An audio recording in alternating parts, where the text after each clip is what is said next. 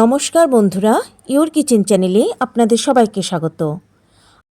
আমি আজ আপনাদের করে দেখাবো খুবই পুরনো একটি খিচুড়ির রেসিপি, মাছের মাথা দিয়ে খিচুড়ি। আমার ঠাকুমা এই রকমভাবেই মাছের মাথা দিয়েও খিচুড়ি রান্না করতেন, যার স্বাদ কিন্তু আজও মুখে লেগে আছে। এটা খেতে কিন্তু সত্যি অসাধারণ টেস্টি হয়। আপনারা সাধারণত আমিষ খিচুড়ি, নিরামিষ খিচুড়ি, নানা রকম ভোগের খিচুড়িও আপনারা নানা রকমভাবে রান্না করে থাকেন।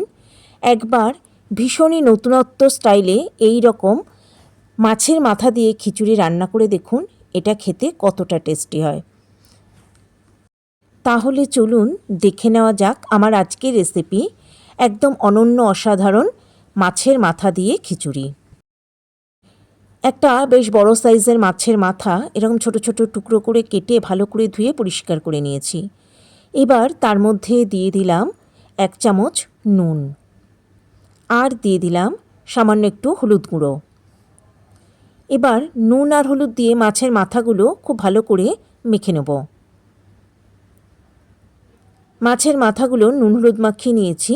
এবার এগুলো ঢাকা দিয়ে অন্তত 15-20 মিনিট এভাবে রেখে দেবো। আমি নিয়ে নিয়েছি গোবিন্দভোগ চাল, একদম ছোটো দানা, যেটা অনেক সময় পোলাওয়ের চালও বলা হয়, সেই রকম গোবিন্দভোগ চাল আমি এর মধ্যে নিয়ে নিয়েছি। আর নিয়েছি মুগ ডাল, একটু বড় দানা মুগ ডালই কিন্তু এখানে আমি ব্যবহার করেছি। আর নিয়েছি মুসুরি ডাল। যতটা চাল নিয়েছি ঠিক তার সমপরিমাণ 2 রকম ডাল নিয়েছি। অর্থাৎ যদি 500 গ্রাম চাল হয় তাহলে মুগ ডাল 250 আর মুসুরি ডাল 250 নিতে হবে। এবার একটা প্যানে মুগ ডালগুলো দিয়ে দিলাম। এবার মিডিয়াম ফ্লেমে মুগ ডালগুলোকে বেশ ভালো মতো ভেজে নিতে হবে।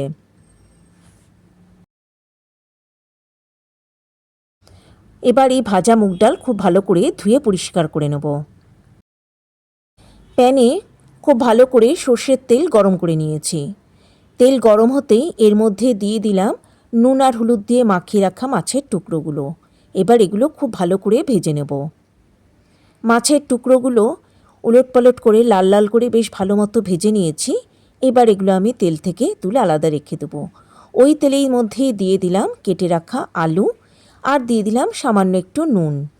এবার নুন দিয়ে এই আলুগুলোকে বেশ ভালো মতো লাল লাল করে এগুলোকেও ভেজে নেব।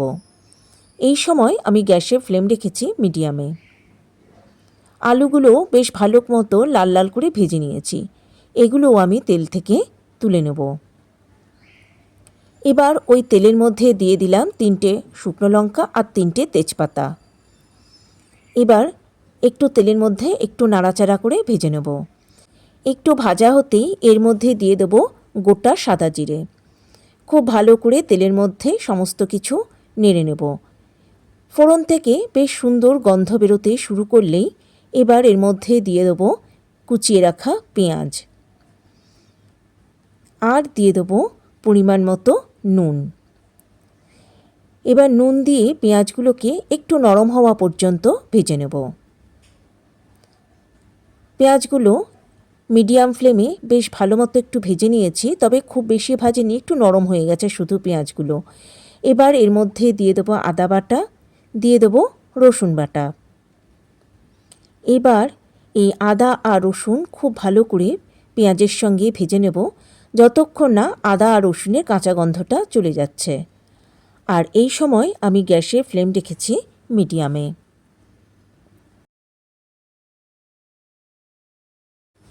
আদা, পেঁয়াজ, রসুন সমস্ত কিছু বেশ ভালো মতো ভেজে নিয়েছি। এবার এর মধ্যে দিয়ে দেবো জিরে গুঁড়ো, দিয়ে দেবো ধনে গুঁড়ো, এরই সঙ্গে দিয়ে দেবো লঙ্কার গুঁড়ো, দিয়ে দেবো হলুদ গুঁড়ো।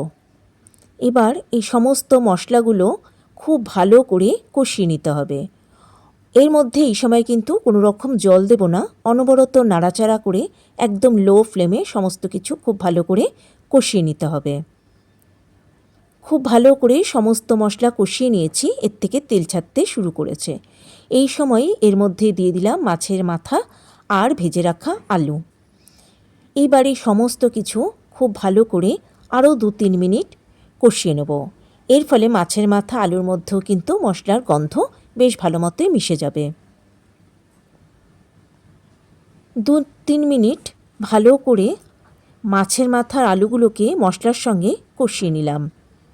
এবার এর মধ্যে দিয়ে দেবো একদম ফুটন্ত গরম জল। এখানে কিন্তু আমি ঠান্ডা জলের কোনো ব্যবহারই করব না, তাই গরম জল আমি কিন্তু একটু বেশি পরিমাণে করেই রেখে দিয়েছি। এবার এটাকে ঢাকা দিয়ে লো ফ্লেমে খুব ভালো করে অন্তত 10 মিনিটের মতো রান্না হতে দেব। ফিরে এলাম 10 মিনিট পর, ঢাকা খুলে দিয়েছি আর আলু আর মাছের মাথা কিছুটা হলেও সেদ্ধ হয়ে গেছে। ঠিক এই সময় আমি এর মধ্যে দিয়ে দেব ভালো করে ধুয়ে রাখা গোবিন্দভোগ চাল, দিয়ে দেব ভালো করে ধুয়ে রাখা মুসুরি ডাল, আর দিয়ে দেব ধুয়ে রাখা ভাজা মুগ ডাল। এরই সঙ্গে এর মধ্যে দিয়ে দেব বড় বড় করে টুকরো করে কেটে রাখা টমেটো, দিয়ে দেব বেশ কয়েকটা গোটা কাঁচা লঙ্কা, আর এর মধ্যে দিয়ে দেব পরিমাণ মতো গরম জল, দিয়ে দেব পরিমাণ মতো নুন। আমার সকল দর্শক বন্ধুর কাছে একান্ত অনুরোধ রইল আমার চ্যানেলটা সাবস্ক্রাইব করার ও পাশে থাকা বেল আইকনটা প্রেস করার।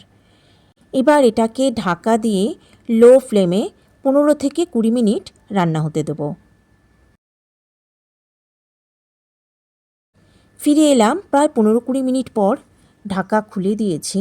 এবার এটাকে খুব ভালো করে একবার নেড়ে দেব। এবার এর মধ্যে দিয়ে দেব সামান্য একটু চিনি।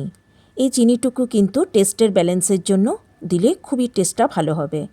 আর দিয়ে দিলাম গরম মশলার গুঁড়ো, দিয়ে দিলাম বেশ কিছুটা ঘি।